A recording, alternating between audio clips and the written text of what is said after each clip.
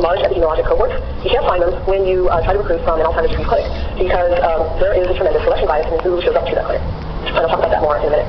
There's also a geographic overlay to these dementia disparities, and Livermore used CDC data to find that there was excessive Alzheimer's disease and dementia mortality in the stroke belt for blacks who are on the left side of the figure, and whites who are on the right side of the figure. And so there's something about race. There's also something about geography that gives a pattern to how many people have dementia and die of dementia in the United States. So these disparities have a real cost. We know from the study in Washington Heights that, in general, dementia is an underdiagnosed disease, that about half in the United States, half of the people who have dementia have not received a formal diagnosis, but that is true about 80% of the ethnic minorities in the Washington Heights area who have dementia have not been formally diagnosed by a physician. And when they do come into the clinic, they are in later stages of disease, more cognitively and functionally impaired than whites who present, and that translates into higher costs in terms of Medicare payments and higher prevalence of neuropsychiatric symptoms, which cause a lot of burden for caregivers. So one of the first methodological challenges I'm going to talk about is selection bias. There are differences in recruitment across these racial and ethnic and cultural groups that can lead to non-generalizable results. So when an Alzheimer's disease center decides that they need to recruit ethnic minorities from the surrounding area, they will undergo a number of outreach efforts that may or may not succeed in getting more people to come into their research study, but the participants in that research using that kind of approach are really not representative of the community that they're meant to represent. So if you're asking people, for example, to come into the clinic so that they can get an MRI, or if you're requiring that lumbar puncture be a part of your study, that is going to significantly bias who's willing to do that. And how that's related to race makes a difference with respect to results.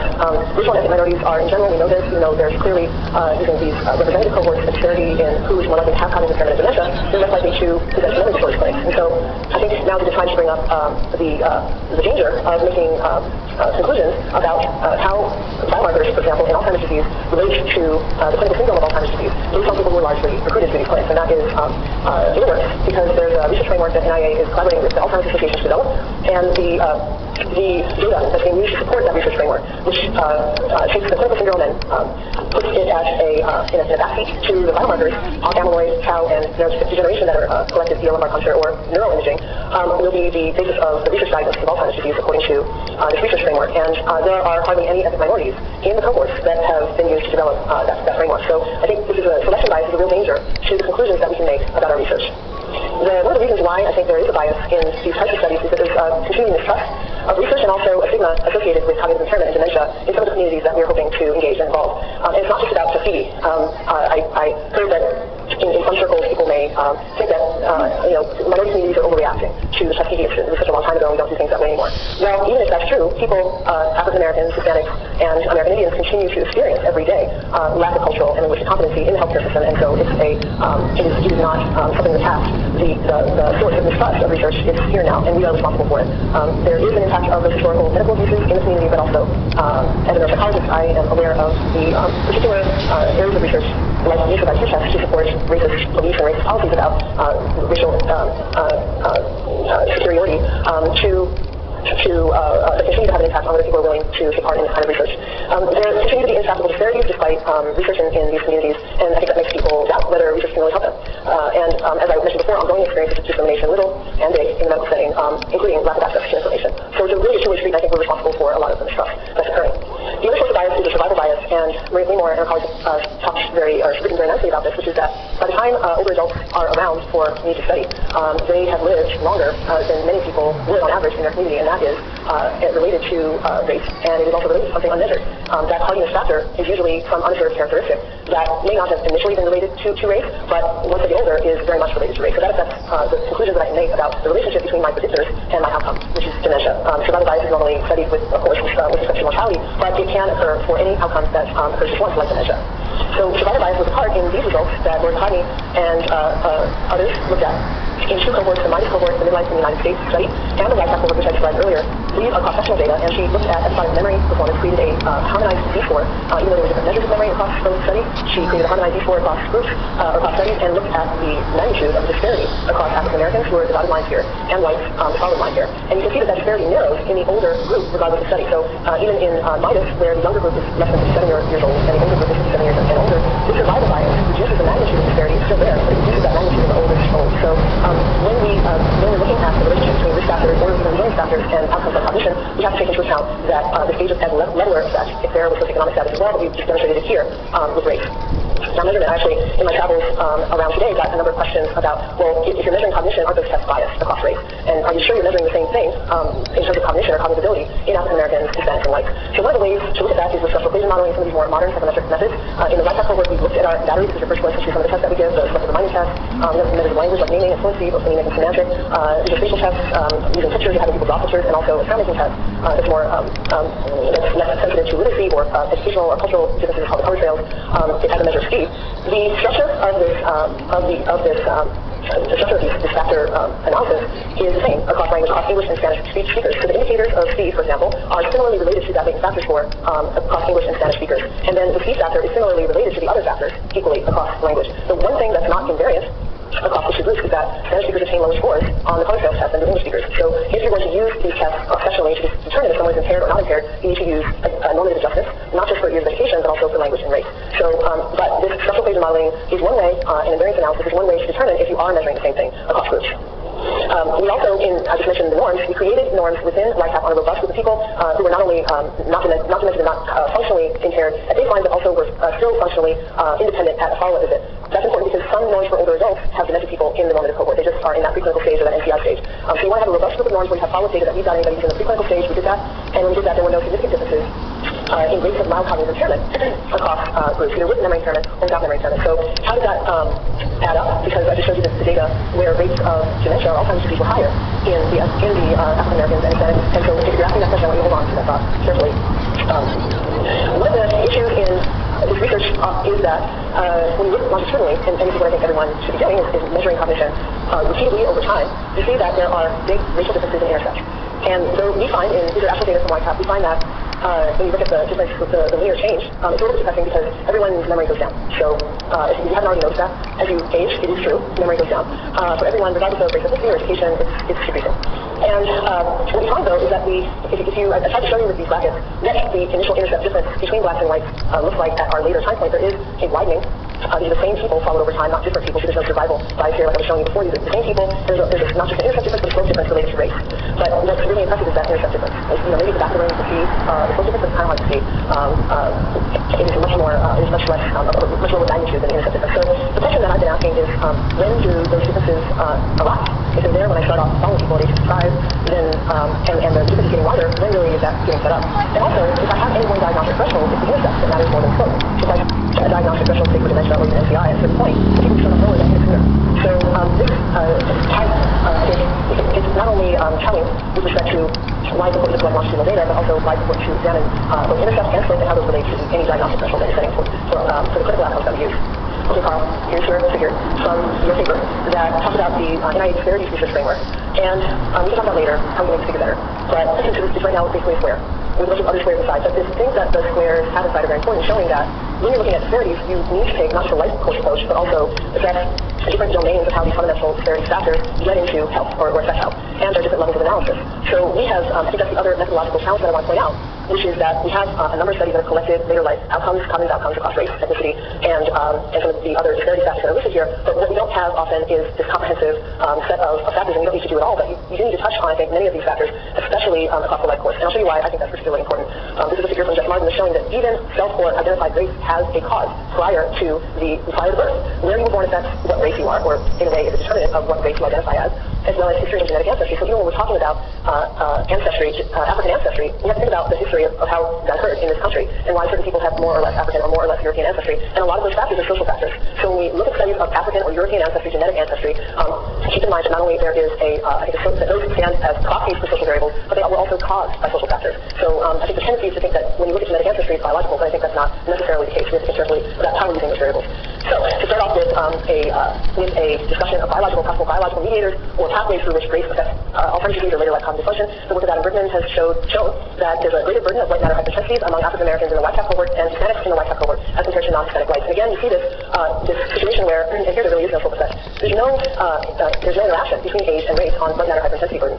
And you're not born with blood matter hyperintensity. They occur at some point during life. So when does that acceleration occur? When we start imaging at age 70, it's too late. So this suggests not only is it important to look at earlier life, but that we need imaging earlier in life in order to uncover what some of the causes and influences are on development of neuropathology in the brain. In the Malcolm study, Mira Zahavi and Adam Bergman and others looked at the relationship between blood matter hypertension to cognition and found that they were related to cognitive outcomes among African Americans on the right, but unrelated to cognition in the whites. And conversely, hidden sample volume was below the sample mean was related to risk of developing incidence dementia in the whites, but not related to risk of developing incidence dementia in the African Americans in the sample. So I'm pointing out these two slides to suggest that there may be different pathways to the clinical syndrome of Alzheimer's disease across race. Some may be more heavily involving amyloid tau hippocampal volume, which is affected by those neuropathologies, and some may be more heavily weighted toward cerebral vascular disease. And so we are just beginning to get a better handle on this, but imaging, PET imaging and also structural MRI imaging is needed to determine this. So I mentioned, as mentioned before, Tim Holman did a paper with a large group. I think the N was, if I'm remembering correctly, 9,000 African Americans who were Alzheimer's disease cases and matched controls. And he found that the percent of African ancestry in the Alzheimer's disease cases was 80%, and the percent of African on average. And the average percent of African ancestry in the controls was 79%. So that was significant because there were so many people in the study, but it's not really an impressive difference. But the conclusion was that at the whole genome level and at specific genetic loci like ABCA7, African ancestry is associated with an increased risk for Alzheimer's disease. And I just want to show some data to point out what I'm saying before, that Jeff Martin, Stefan Walter, and Hoffman and Wimore showed in the Huffman Timing study was that in the African Americans with the highest quartile of African ancestry, it was associated with having less education for the respondent, fewer years of reported parental schooling, less likely to have received an inheritance from their family, lower income, and less wealth. So it's important to look at causal pathways here. We don't think that ancestry in and of itself mediates biologically or influences these factors, but African ancestry is probably a really good marker for social experiences of each respondent, their parents, and their grandparents in terms of discrimination, segregation, and socioeconomic status. We also know that in a diabetes sample, accounting for socioeconomic status eliminated the association of European ancestry with lower risk of diabetes in Colombia and attenuated the association in Mexicans. So what are some of the other biological mechanisms that we are evaluating? We're looking at epigenetic factors and RNA expression. We may need different tissues in order to do that accurately or with precision than we have. Telomere shortening, Arlen Geronimus has published some data on that. We may need to look at telomeres over time and not just cross-sectionally, and then maybe in the life cycle period for inflammation markers. So all of these are challenges given the older adult samples that we have. Let's talk about environmental mediators. And one of the first things I did was when I arrived at Columbia was I added word learning tasks to the battery, like the Spanish, a word recognition task, a word reading task in Spanish and English. And what I found was that first, adjusting for years of school, illiterates had lower scores on many measures than literates, even after adjusting for actual years of school, and that reading level was a really good predictor of cognitive decline. One of my students, one of my fellows in Del Arte, is now preparing a manuscript that looks at people in our cohort. These are all Spanish speakers, and they are all people with fewer than 4 years of school, 0, 1, 2, and 3 years of school, and they're all immigrants. And some of them are literate, some of them are illiterate. They're matched essentially on years of school. So what we find is that the illiterates are at high risk of developing Alzheimer's disease as compared to the literates. And however, there's this dilemma of the decline over time, which is that maybe because there are no differences in slope in memory over time, maybe our diagnostic threshold is what might explain the higher incidence. So again, just looking at incidence or Alzheimer's disease diagnosis is enough. You've got to look at has changed over time as well. Lord Harvey asked the question whether adult income was mediating the relationship between years of school and cognitive change, and she found that was the case in people with high education, or in our cohort, above the median 9 years of school. In people 9 to 20 years of school, the effect of those each year of education was completely mediated by income, but in people with 8 or fewer years of school, the effect of early education was independent of income. So again, some of these mediating factors might differ across different educational levels, and the payoff of education may be different. We've also been focusing on school quality, and what I want to point out is that years of school, or even a credential like a high school degree or a bachelor's degree, ignores tremendous variability in quality of schools, and this is across race, geographic region, and also secular trends. And I was really inspired to look at this in the way that we're looking at it by Marie Wimore, who found that in the health and retirement study, for people who were born just 1 year apart, some of them were affected by policy changes in each state, and culture school law changes, and some were not because they were 1 year older. The policy changes had a direct effect on later life cognitive function in the health and retirement study. So this is a great example of how to use policy changes as a natural experiment and instrumental variable to look at the causal relationship between years of school and later life cognitive outcomes. And what we found is that there's huge variability in the length of school year across race and across geographic location. So these data are on the length of school year by race and by state in schools from 1919 all the way to 1951. And so if you are an African American in South Carolina who went to school in the 1930s and 1940s, your school was open for half the time, essentially, as compared to whites in the same state or whites and blacks in the north. And student teacher ratio as well, this is for elementary school. So black students in the South, segregated South, were sharing their classroom with 40 or 50 other kids at the same time in elementary school compared to whites in the South or blacks and whites in the North. So Sam Liu and our group looked at how these geographic disparities and racial and geographic disparities relate to later life cognitive function and other important outcomes like years of school. And so the width of this bar is the magnitude of the disparity. The deep bar is the magnitude of the disparity between blacks and whites who were born and raised in the West, South, Midwest, and Northeast, moving down for each of these figures. And you can see that for memory, which is on the lower left side, the magnitude of the disparity is not that big, but it is wider in the South than any other region. Whereas the magnitude of the disparity for vocabulary, which is on the lower right, is much bigger. So each cognitive domain has its own separate relationship to these variables, and the magnitude of disparities differs. As I said, we introduced a reading level measure, the vibrant achievement test. I'm giving you some examples of that here. If you know how to pronounce that last word on the English side, anybody? Richard? Synapticity. You learned something today. That's all I wanted to do. Synapticity, that you will have seen that word before and dealt with it before. It's a reflection of your reading level. And many people in schools and graduates from high school became reading in low response grade level as compared to national normative groups. So that's really what this is getting at. All the words get harder in terms of irregularity, and they get less frequent, less sensitivity. In Spanish, it's a little bit harder because you do this test like the one on the lower right. Spanish, each word or each letter has a sound, and that sound never changes. So it's not, there's no irregularity in the sense that the phonemes, the link between the orthography and the phonology is different. When there is irregularity, you've got an accent to guide your way. So if you were to present a word list like the rat, in Spanish it doesn't work, and I found that out the hard way. And I found a measure that was developed in Spain called the word accentuation test, where words are all irregular and all infrequent and presented in capital letters without their accents. So it's getting at the same construct as the word is a vibrant achievement test, but in another language. I showed this a little bit before. We find that word list, that reading level is predictive of your intercept in terms of delayed recall across race, and also predictive of your slope over time. So people with low reading level have more rapid decline in memory. And this interaction between time and reading level accounts for any interaction between race and time. Again, I'm going to show you the data from YCAP in a slightly different way. This is a cost progression plot for dementia incidence. In the YCAP study, you can see that Hispanics and African Americans are significantly higher risk of developing dementia as compared to whites. And what we did was we looked to see what would account for that racial difference. So this is just using white versus black. Blacks are about 1.8 times more likely to develop in this cohort incident Alzheimer's disease compared to whites in that Model 1. In Model 2, we added some medical variables, whether they had a stroke or not at baseline, and also whether they had insulin. You can see that the effective rate did not move. I told you that in the beginning of the talk.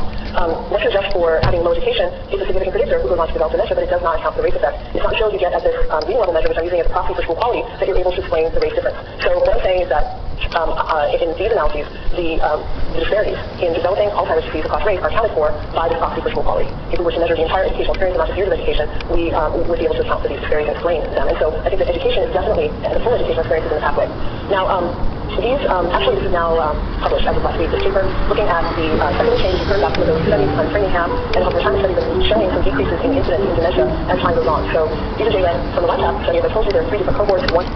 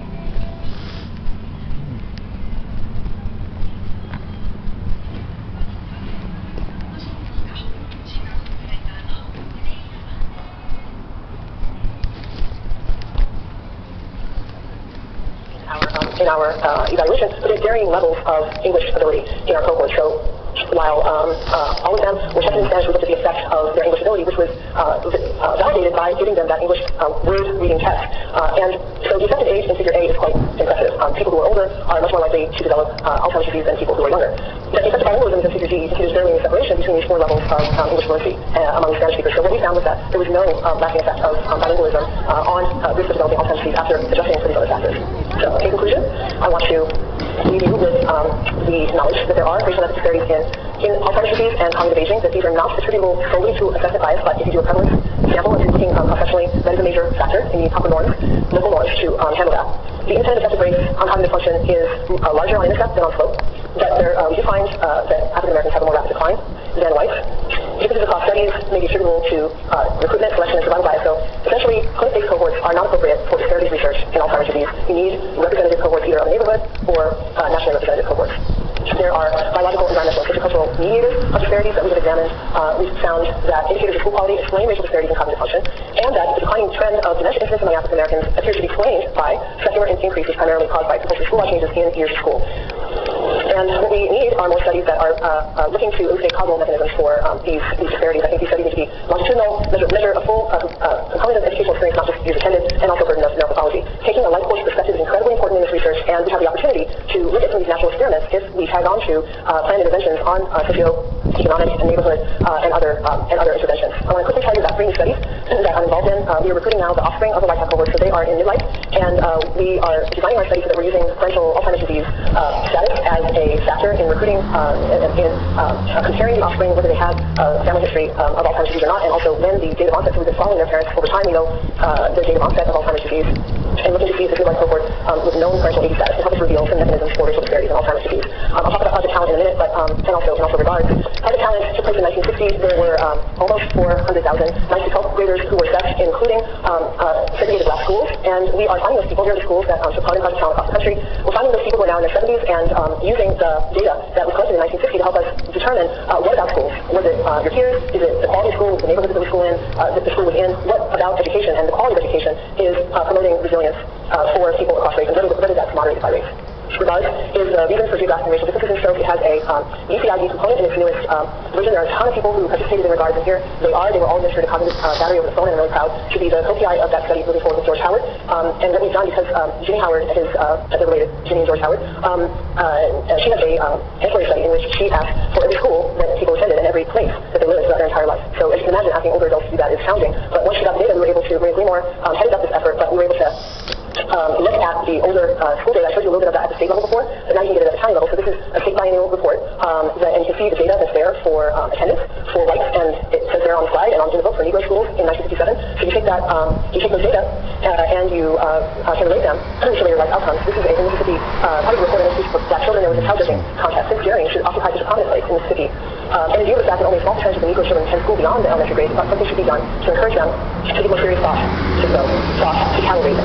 And the winner of the cattle contest is Eddie Battle, a young African-American boy. And I'm going to find Eddie Battle somewhere. He was 12 years old, and we'll find out what happened to him. Described as a superior registered Jersey heifer. And these data pulled from the Mississippi book, again, a report just pulling out difference between the number of days that the school was open versus average daily attendance, which is much lower, so that's another big variable. But what we found was that when trying to test historical investments in school quality and how it related to later life cognition at the county level, in Regards, their education gradient or relationship of years of education to health outcomes, this happens to be a cognitive training test. The return to years of school was greater if your term length was longer at the county level. So that makes sense. You're attending school for more days. And so this is the power that you have with a national cohort like Regards. Thank you.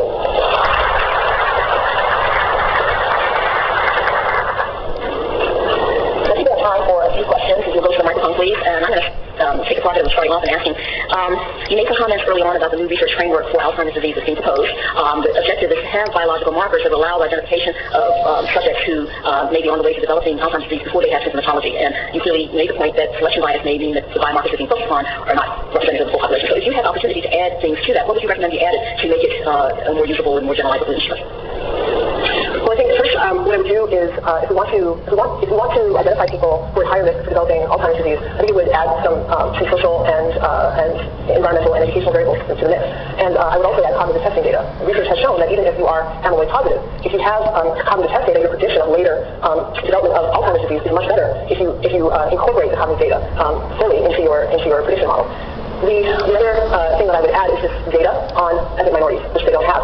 And so I'm not comfortable with the conclusion that these proteins put people at high risk at the same rate or at the same degree across different experiences and backgrounds that affect, as you know, have a whole life course effect on the biology of the brain. So I think those are the two things that I would add. I think ultimately we will get to the point where we have some really great biomarkers, but I think what the problem with the framework is that it confuses risk factor with disease. Amyloid and tau are risk factors for Alzheimer's disease, the clinical syndrome of Alzheimer's disease. They are not themselves Alzheimer's disease. So I think that's my biggest issue, one of my biggest issues. So following up on that, you said that there might be two different mechanisms, one which is the tau amyloidase and the other which is cerebrovascular disease. Which do you think is more affected by education? I don't know. I do not know that yet, and that's a great question. The reason why I don't know is that we don't have right now enough amyloid and tau imaging in people in diverse cohorts to be able to answer that question. That's something we're hoping to get to. In your beginning, you mentioned it was mainly Caribbean Hispanics that you found in your cohort. This is interesting because the Mexican, Central American, and South American, I would think there would be a large number of them, and it would be far more interesting in the Caribbean because they have a far stronger cultural infrastructure. The Caribbean are tiny countries that are mainly satellites of something else. But when you get to someplace like Mexico, they have a very, very detailed super culture, and Central American and South American countries tend to have a little bit less. But I would be very interested to hear how there were Mexican Americans who have an incredibly sophisticated infrastructure, culture, and family support systems. I agree with you that Mexicans and Mexican Americans have a great structure and infrastructure, but I don't think you should say that in Washington Heights because that's where a lot of Caribbean Hispanics live. I think they would disagree with you that there's no infrastructure in that community. It's actually a really strong and thriving community. Puerto Ricans have been there for quite some time in New York City. Cuban Americans have a strong infrastructure in New York City and other places in the United States. And Dominicans, in terms of training positions, even at the medical center that I work at, in terms of political, in the House of Representatives and other political offices in Washington Heights, Dominicans are thriving. So I think that it is, now just to take the idea of your question further, I think that there are some really important cultural, linguistic, immigration, reasons for immigration, socioeconomic differences that are going to make a huge impact on some of the health outcomes and aging outcomes among those different cohorts. And that's where the SOUL study, as an example, is a really great cohort because you're able to compare across these different nationalities within Latinos and Hispanics to get more at what you're talking about. Thank you. I worked in Puerto Rico and I worked in Mexico, so that's the reason I'm saying that I've observed the difference in the infrastructure. Thank you. Thank you. And could you talk more about your plans for Project Talent for that analysis? It's a really interesting cohort, and you indicated the great geographic spread. What kind of things do you think you can do with that aren't available in other data sets? So one of the things you can do, and why I'm so interested in Project Talent, is that they, when they selected a school, they tested everyone in each school. So I'm able to look at the individual within schools. And there could be different individual trajectories depending on the peer group that they had in that school. They also collected a lot of data about the school at the time that Project Talent took place in 1960. So instead of looking at just the historical data at the county level, which are helpful, I can get information from the administrators and principals who filled out questionnaires about their teachers, the level of teacher training, the kind of classes that were available. We even have yearbooks where people look at yearbooks and yearbook pictures to look at the level of integration within missionary schools. We're the college include the black and white out of the 14 book. So that, especially in integrated schools, we can look at whether those integrated schools, who those were beneficial to, most beneficial to were the black students, were the white students, did region matter for that, and did your peer group matter for that. We also know that those integrated schools occurred in different settings. Were they newly integrated versus been integrated for a while? So again, just focusing on what about school in part needs a layer like assess. I'll have the opportunity to do that. And the other important thing is that cognition was measured on each person in Project Talent. They did it in a different way than I would do it now. They did it in Cambridge Consensus Test, but those cognitions have been factor analyzed and looked at in a number of years. And so what I have now is a starting point. They were 14, 15, 16, 17, 18. And that starting point I can adjust for it when I'm looking at their later life cognitive function. So I can look at trajectory over time. Maybe they were always relatively low compared to their peers. Maybe their cognition was relatively low. Or was there a significant decline compared to people like them over time? So again, it's getting at that intercept versus slope difference that's so important across race. So the last two questions, we can make them brief? Yeah, sorry. Okay, I will try. So we're having a reception afterwards, so if you have more questions, I'll be there. Hi, thank you for your talk. I was wondering if your research points to some interventions that could take place later in life. If some of the early life experiences with education research is intact, what should be done for someone who maybe has reached middle age and perhaps they're illiterate or otherwise had a low school quality? So do you want to go and do the study with me? Come and do the study with me, because what we should do is a literacy intervention among people of low literacy. And I know that there have been a number of interventions like the ACTIVE study. They recruited well-educated people. I'm not talking about that. I'm talking about reading level. I don't know the answer to your question. I don't know if there's a critical period for literacy, but we should write this grant to the next deadline. Okay. I know you're into it. That's okay. Take it. Thanks for your talk, Dr. Manley. Thanks for mentioning the NIA helps very. Did I say NIA? I'm sorry. NIA helps very. Framework is great. Okay. So you had some really good discussion about recruitment and retention of diverse populations. It sounds as if at least one of these populations, African Americans, are disproportionately affected in YCAP and in another study in California. But least likely to be recruited or retained in this research. So what are your general thoughts about recruitment and retention, and kind of some speculation you have for really improving that disparities? I think it's a real issue that leads to health disparities. Research is very important. Yeah, and 1 minute or less, community-based participatory research, 4 words. And I think that from the very beginning, we need to partner with the communities that we're hoping to recruit to help them shape and influence the research and to engage them in the research. I think that we also need to be engaged. Researchers need to be taught by the community about what are the priorities and how they wish to take part in that research. And those partnerships are very successful. And if they are taken seriously with an equal focus on equal input and equal impact, those are should be very successful. But in the meantime, door-to-door, telephone, home visits, representative cohorts, that's, I think, leveraging those cohorts that already exist that are representative nationally is going to be very important. Please join me in thanking Dr. Manley again.